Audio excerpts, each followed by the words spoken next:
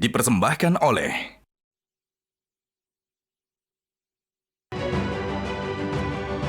Temu lagi di Hot Room. Di segmen terakhir ini kita akan membuat kesimpulan. Karena waktunya singkat, tolong singkat. Jadi kesimpulan Bapak apa mengenai Satgas pemberantasan judi online ini? Ya, Satgas ini harus kita dukung bersama, Bang, supaya tugas-tugasnya ya memberantas judi, baik itu sifatnya fisik maupun online, itu bisa berjalan dengan baik. Harus diberantas. Ya. Bansos Bapak setuju? Ya, dikasih ke keluarga pemain judi? kan sekali lagi kata Pak Jokowi tidak ada program untuk itu. Tidak ada program. Berarti judi...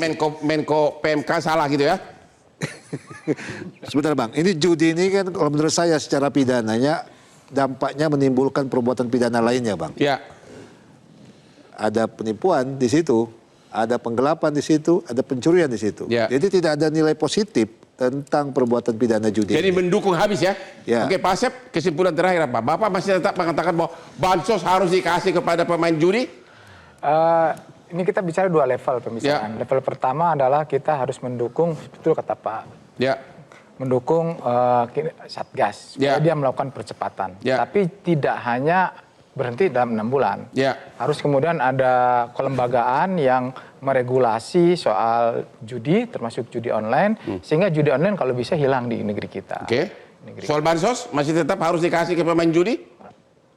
Sebagai satu kewajiban negara dan untuk si individu itu bisa lepas dari melindungi dirinya sendiri, perlu dikasih bansos. Termasuk keluarga korban narkoba, keluarga pemakai narkoba juga. Termasuk. Oke. Pak Maman. Ya, saya rasa birokrat kita, pemerintah kita itu harus proaktif, jangan reaktif. Jadi kita tuh selalu kalau sudah ada korban judi online baru gitu. Tetapi saya yang kedua mendukung Satgas, tapi buktikan, beri waktu dalam 2 minggu ini tangkap 10 bandar terbesar judi online. Dengan itu masyarakat akan bergerak bersama untuk mengenyahkan judi online. Itu usulan konkret. Iya, tangkap 10 bandar terbesar. Buktikan bahwa Satgas ini bekerja, jadi bukan hanya sekedar janji-janji dan lain sebagainya. Buktikan dalam 2 minggu ini 10 bandar terbesarnya, lalu mana yang penyedia online-nya dan lain sebagainya. Semua kementerian harus bekerja. Bila itu terbukti, rakyat akan bekerja sama mendukung Satgas ini. Bapak setuju selama ini yang ditangkap hanya sebatas pemain RT di ruko-ruko, di warnet? Iya, dari dulu kan kita selalu berada begitu. Hanya berani menangkap yang kecil-kecil dan membiarkan yang gede-gede itu tetap luasa bebas. Sehingga rakyat tidak percaya ada penegakan hukum tanpa menangkap yang Terima kasih. Prof. Niam, dari segi agama, terutama dari Majelis Ulama Indonesia, sumbangan apa yang bisa dikasih ke Satgas ini? Ya, yang pertama ahli agama memiliki komitmen yang sama. Karenanya itu kalau Satgas membutuhkan, tentu ahli-ahli agama termasuk juga Majelis Ulama Indonesia sangat terbuka untuk membantu kerja Satgas untuk mengakselerasi langkah-langkah pemberantasan tindak pidana perjudian ini. Dan saya kira ini menjadi momentum untuk perang semesta terhadap perilaku dan juga kejahatan perjudian ini ya. Satgas diperkuat, diperkokoh, dan perlu ada langkah-langkah terapi kejut dalam waktu pendek ini yang kemudian bisa menjadi shock terapi dalam konteks penanganan pemberantasan perjudian. Diawali, karena ini komitmennya kan pada penindakan hukum, diawali penindakan hukum, diawali penindakan hukum, baru kemudian secara simultan dilakukan langkah-langkah preventif, langkah-langkah edukatif kepada masyarakat, plus juga langkah-langkah apa? Langkah-langkah yang secara keseluruhan membangun public awareness, kesadaran publik. Apa Bapak pesimis nggak ini hanya udah cuma sebentar inilah panas-panas tai ayam gitu loh? Jangan sampai ini hanya dibaca publik, hanya semacam etalase dan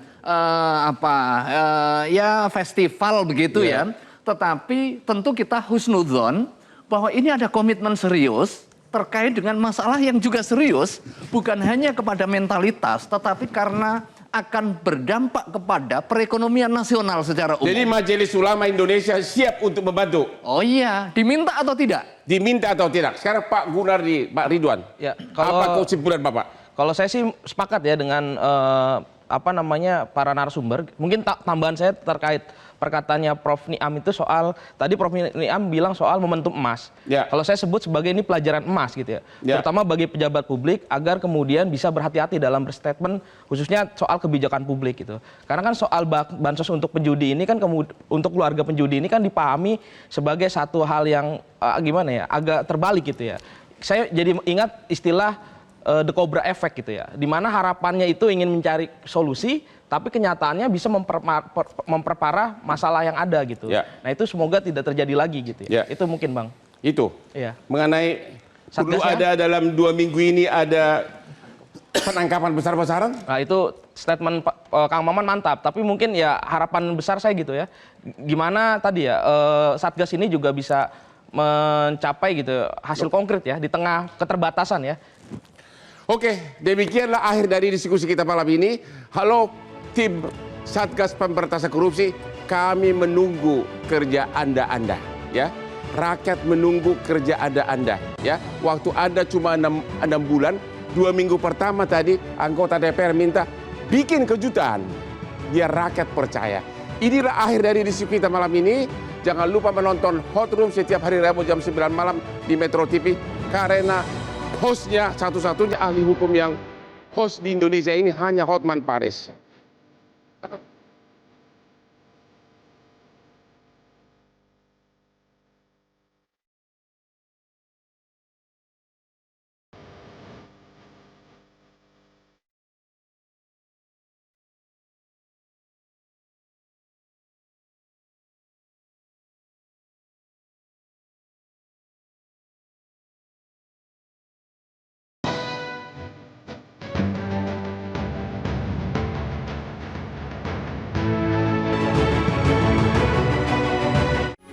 Metro TV.